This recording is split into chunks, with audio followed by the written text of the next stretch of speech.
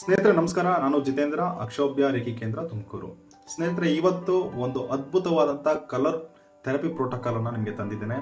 So ಏನಪ್ಪಾ ಅಂತಂದ್ರೆ, ಇವತ್ತು ಪ್ರತಿಯೊಂದು ಮನೆಯಲ್ಲೂ ಪ್ರತಿಯೊಂದು ಊರಲ್ಲೂ ಅಸಿಡಿಟಿ ಅನ್ನುವಂಥ ಪ್ರಾಬ್ಲಮ್ ಇಂದ ಬಳಲ್ತಾ ಇರ್ತೀರಾ.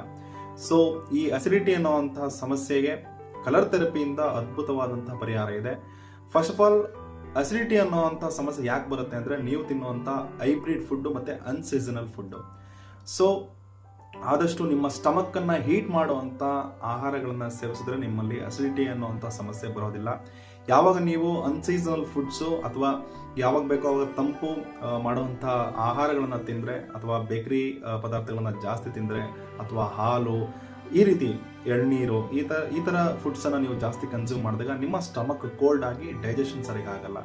ಸೊ ಹಾಗಾಗಿನೇ ನಿಮ್ಮಲ್ಲಿ ಅಸಿಡಿಟಿ ಅನ್ನುವಂಥ ಸಮಸ್ಯೆ ಉದ್ಭವ ಆಗುತ್ತೆ. ಅಸಿಡಿಟಿ ಸಿಂಪ್ಟಮ್ಸ್ ಏನಪ್ಪಾ ಅಂತಂದ್ರೆ, ನಿಮಗೆ ಸ್ಟಮಕ್ ಬ್ಲೋಟಿಂಗ್ ಆಗ್ಬೋದು, ಹೊಟ್ಟೆ ಉಬ್ಬರ ಆಗ್ಬೋದು, ಸೊ ಉಳಿತೆಗೆ ಬರುವಂಥದ್ದು, ಇಂಡೈಜೆಷನ್ ಆಗುವಂಥದ್ದು, ಹಸುವಾಗದೇ ಇರುವಂಥದ್ದು, ಊಟ ಮಾಡಿ ಆದ್ಮೇಲೆ ನಿಮಗೆ ಹೊಟ್ಟೆ ಹಿಂಸೆ ಅನ್ಸೋದು, ಈ ಥರ ಸಮಸ್ಯೆಗಳು ನಿಮ್ಮಲ್ಲಿ ಕಂಡು ಬರ್ತಾ ಇದ್ರೆ ಇದು ಡೆಫಿನೆಟ್ಲಿ ಅಸಿಡಿಟಿ ಆಗಿರುತ್ತೆ.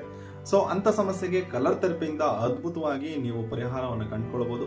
ಸೊ ಅದಕ್ಕೆ ಜಸ್ಟ್ ಬೇಕಾಗಿರೋದು ಈ ರೀತಿ ಒಂದು sky blue colour sketch pen. So ನಿಮ್ಮ ದೇಹವನ್ನ ನಾನು ಕೈಗೆ ಹೋಲಿಕೆ ಮಾಡೋದಾದ್ರೆ ಇದು ಸ್ಟಮಕ್ ರಿಫ್ಲೆಕ್ಸ್ ಆಗುತ್ತೆ. ಸೊ ಈ ಸ್ಟಮಕ್ ರಿಫ್ಲೆಕ್ಸ್ಗೆ ಒಂದು sky blue colour sketch pen ತಗೊಂಡು ಹೀಗೆ ಒಂದು ಡಾಟ್ ಹಾಕೋದ್ರಿಂದ, ನಾನು ಆಲ್ರೆಡಿ ಹಾಕಿದ್ದೇನೆ.